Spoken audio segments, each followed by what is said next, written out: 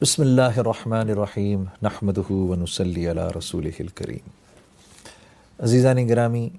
میرے بھائیوں بہنوں بزرگوں، السلام علیکم ورحمۃ اللہ وبرکاتہ۔ رسول اللہ صلی اللہ علیہ وسلم آخری نبی ہیں۔ آپ صلی اللہ علیہ وسلم کے دنیا میں آ جانے کے بعد نبوت کا اب سلسلہ ہمیشہ کے لیے بند ہے۔ اللہ رب العزت نے آپ صلی اللہ علیہ وسلم کی امت کو چنا اس کام کے لیے کہ اب ساری کی ساری انسانیت تک اللہ کا پیغام پہنچانا اب اس امت کی ذمہ داری ہے۔ 3 کام ہمارے ذمہ ہیں۔ نمبر 1، دین کو سیکھنا، اس کو پہلے سیکھنا، کیونکہ دین سیکھے بغیر زندگی میں نہیں آتا۔ اللہ نے دین کے سیکھنے کے لیے قربانی کو شرط رکھا ہے، سیکریفائز جس کو ہم کہتے ہیں نا۔ اور سیکریفائز دونوں طرح کی ہوتی ہے، جان کی بھی ہوتی ہے، مال کی بھی ہوتی ہے۔ جب میں جان کی سیکریفائز کہتا ہوں تو اس سے میری مراد ہے وقت دینا، ٹھیک ہے؟ تو ہماری زندگی کے گزرتے ہوئے لمحات میں جو ہمارا وقت ہے وہ دین سیکھنے کے لیے ضروری ہے، شرط ہے۔ اس کے بغیر دین زندگی میں نہیں آتا۔ مسلمان تو کہلائیں گے لیکن اللہ کے نبی اور اللہ کی منشا کیا ہے اس کا ہمیں پتہ نہیں ہوگا، تو زندگی پوری کی پوری اس کے بغیر گزر جائے گی۔ تو ایک ہے دین سیکھنا، دوسرا ہے پھر سیکھ کے اس کو پریکٹس کرنا، کیونکہ بہرحال پتہ تو ہے نماز کیسے پڑھی جاتی ہے، لیکن ایک بہت بڑا مجمع ہے جو ایمان کی کمزوری کی وجہ سے نماز پڑھ نہیں سکتا، پڑھنا چاہتا ہے پڑھ نہیں سکتا، نماز پڑھنی آتی ہے تو سیکھ تو لیا ہے، اب اس کو پریکٹس نہیں کر رہے، تو پھر اس کو پریکٹس کرنا ہے۔ پریکٹس کیسے کیا جاتا ہے؟ پریکٹس کیا جاتا ہے دینی ماحول میں جا کر۔ آپ جس ماحول میں جائیں گے ماحول اپنا تاثر رکھتا ہے۔ اللہ نے انسان کو ماحول کا پابند بنایا ہے۔ جب ہم ماحول میں آتے ہیں تو ماحول میں آ جانے کے بعد ہمارے اوپر ایسے اللہ کا ایک نظام چلتا ہے کہ ہم اس ماحول کا اثر لینا شروع کر دیتے ہیں۔ آپ مسجد جائیں، مسجد میں بیٹھ کر اللہ کی بات سننا آسان ہے، مسجد سے باہر آ جائیں وہی بات پھر سننا مشکل ہو جاتی ہے۔ تو مسجد انسانوں کے بننے کی جگہ ہے، یہ وہ جگہ ہے جہاں پر انسان بنتے ہیں۔ مسجد میں ایک گھنٹے تک آدمی بیٹھ کر اللہ کی بات سن سکتا ہے، مسجد سے باہر نکلنے کے بعد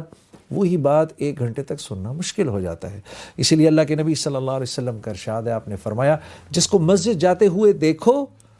اس کے ایمان والے ہونے کی ضمانت دو، چاہے وہ کسی بھی برائی میں مبتلا کیوں نہ ہو، بڑی سے بڑی برائی میں مبتلا کیوں نہ ہو، لیکن کیونکہ یہ مسجد جانے کا عادی ہو گیا ہے، ماحول کا عادی ہو گیا ہے،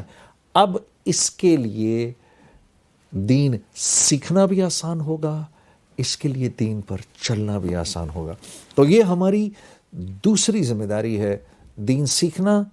اس کو پریکٹس کرنا، اور تیسری ذمہ داری ہے کہ پھر اس دین کو دنیا کے ایک کونے سے دوسرے کونے تک لے کے جانا۔ رسول اللہ صلی اللہ علیہ وسلم کی عبادت سارے عالم میں جا کر کرنا، رسول اللہ صلی اللہ علیہ وسلم کے اخلاق سارے عالم میں لے کے جانا،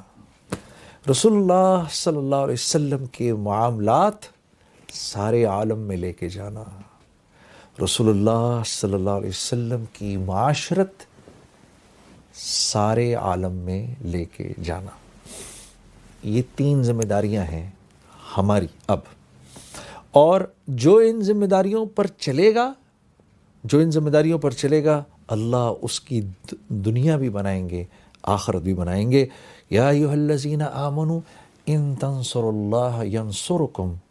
ویثبت اقدامکم، اے ایمان والو تم میری مدد کرو ہم تمہاری مدد کریں گے اور تمہارے قدم جما دیں گے۔ اللہ رب العزت بے نیاز ہیں، صمد ذات ہے، اللہ کو ہماری مدد کی کیا ضرورت؟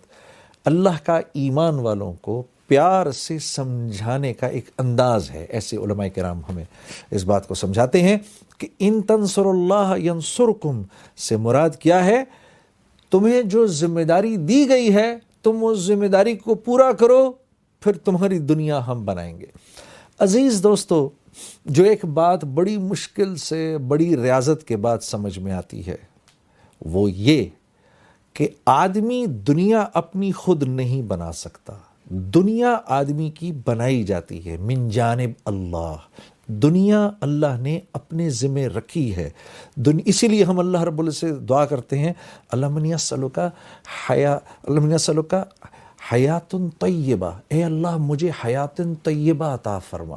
مجھے اچھی زندگی عطا فرما، کیونکہ اچھی زندگی دی جاتی ہے، اچھی زندگی خود زور لگا کے بنائی نہیں جا سکتی، اس کے لیے صحیح طریقے صحیح راستے پر چلنا پڑتا ہے، جو راستہ متعین کیا گیا ہے اس راستے پر چلیں گے تو وہ خوبصورت زندگی ملے گی۔ اگر اس راستے پر نہیں چلیں گے اور اپنی عقلیں استعمال کریں گے، مثال کے طور پہ میں نے کراچی سے حیدرآباد جانا ہے، نیشنل ہائی وے ہے، نیشنل ہائی وے پر چلتا رہوں گا تو 2 سے 2.5 گھنٹے میں پہنچ جاؤں گا، اور اگر کراچی شہر سے نکلتے ہی بجائے اس کے کہ میں نیشنل ہائی وے پہ اپنی گاڑی ڈالوں، میں نے گاڑی ڈال دی کچے میں، اور میں کہوں یار میں نے کچے پہ گاڑی چلا کر جانا ہے، تو کچے پر گاڑی چلا کر جانے میں پہنچ تو شاید کبھی نہ کبھی جاؤں حیدرآباد،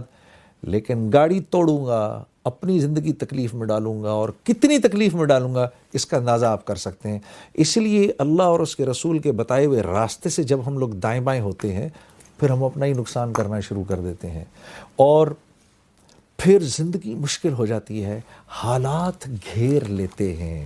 حالات گھیر لیتے ہیں، وہ آ جاتے ہیں ارد گرد سے، آدمی مصیبت کو یہاں سے ہٹاتا ہے، مصیبت یہاں سے ہٹتی ہے، یوں جاتی ہے اور یوں گھوم کے آتی ہے کہ اب میں پیچھے سے آؤں گی، پھر پیچھے سے آتی ہے اور پیچھے سے آ کر پھر تکلیف دیتی ہے، پھر وہاں سے جاتی ہے، اس کو وہاں سے ہٹاتے ہیں، پھر گھوم کے آتی ہے، اب وہاں سے آؤں گی، اور جب راستے پر تو نہیں پڑتے، مصیبت کو ہٹانے کے چکروں میں پڑے رہتے ہیں، وہ مصیبت وقت کے ساتھ ساتھ بڑی ہوتی جاتی ہے، ہوتی جاتی ہے، ہوتی جاتی ہے۔ دین دیا ہی اس لیے گیا ہے کہ آدمی دنیا کے اندر ایک خوبصورت زندگی گزار سکے، دین دیا ہی اس لیے گیا ہے کہ مختلف زبانوں، مختلف علاقوں، مختلف سوچوں کے اور آئیڈیالوجی کے لوگوں کے ساتھ، اور مختلف ملکوں کے لوگوں کے ساتھ میں مل جل کر کیسے رہوں، جن کی مختلف تہذیبیں ہیں، جن کی مختلف سوچیں ہیں، ان کے ساتھ میں مل جل کر کیسے رہ سکتا ہوں، دین اس لیے دیا گیا ہے۔ لوگ آپس میں اپنا حق چھوڑ کر دوسرے کو دینے والے کیسے بن جائیں، دین اس لیے دیا گیا ہے۔ جس معاشرے میں ہر شخص اپنا حق چھوڑنے والا ہو اور دینے والا ہو، اس معاشرے کے اندر قتل و غارت کیسے ہو سکتی ہے؟ اس معاشرے کے اندر کوئی کسی کے حق پر ڈاکہ کیسے ڈال سکتا ہے؟ ڈالے گا ہی نہیں، وہ تو معاشرہ ایسا ہوگا۔ اس معاشرے میں تو میرے عزیز دوستوں کوئی بیمار بھی نہیں پڑے گا۔ حضرت عمر رضی اللہ تعالیٰ عنہ کے دور میں ایک طبیب تھا غیر مسلم، اس زمانے میں مدینہ جب مسلمانوں کا عروج تھا، اسلام کا عروج تھا، تو مدینہ ایسے تھا جیسے آج ہمارے یہاں دنیا کے بڑے بڑے شہر جیسے نیو یارک سٹی ہے اور لنڈن ہے، مدینہ ایسے تھا، باہر سے لوگ مدینے آ کے رہا کرتے تھے اسلام سیکھنے کے لیے۔ تو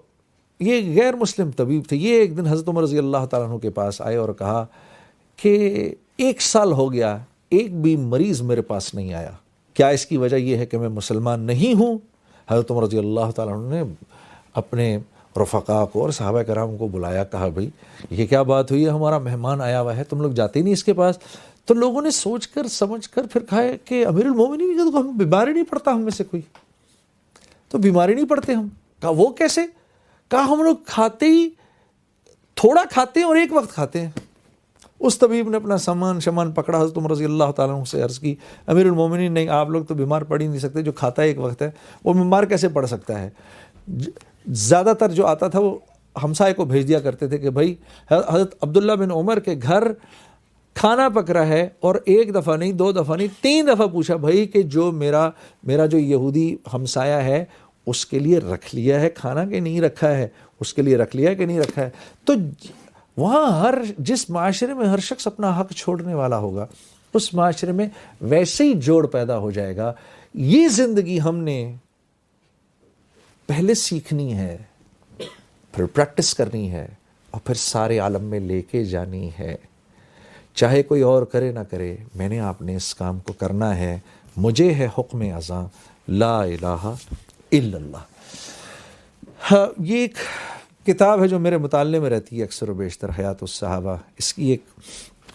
حدیث ہے جو میری نظروں سے گزر رہی ہے کہ حضرت ابو موسیٰ اشعری رضی اللہ تعالیٰ عنہ حضور اقدس صلی اللہ علیہ وسلم کا ارشاد نقل فرماتے ہیں کہ میری اور اس دین کی مثال جس کو دے کر اللہ رب العزت نے مجھے بھیجا ہے اس آدمی جیسی ہے جو اپنی قوم کے پاس آیا اور کہا کہ اے میری قوم، میں نے اپنی آنکھوں سے دشمن کے بڑے لشکر کو تمہاری طرف آتے ہوئے دیکھا ہے، میں تم کو بے غرض ہو کر ڈرا رہا ہوں، لہٰذا یہاں سے بھاگنے میں جلدی کرو. چنانچہ اس کی قوم میں سے کچھ لوگوں نے اس کی بات مان لی اور سر شام چل دیے اور آرام سے چلتے رہے تو وہ بچ گئے، اور اس قوم میں سے کچھ لوگوں نے اسے جھوٹا سمجھا اور وہیں ٹھہرے رہے تو دشمن کے لشکر نے ان پر صبح حملہ کر کے ہلاک کر دیا اور ان کو بالکل ختم کر دیا. یہ مثال ہے ان لوگوں کی جنہوں نے میری بات مانی اور جو دین حق میں لے کر آیا اس پر عمل کیا، اور ان لوگوں کی جنہوں نے میری نافرمانی کی اور جو دین حق میں لے کر آیا اس کو جھٹلایا.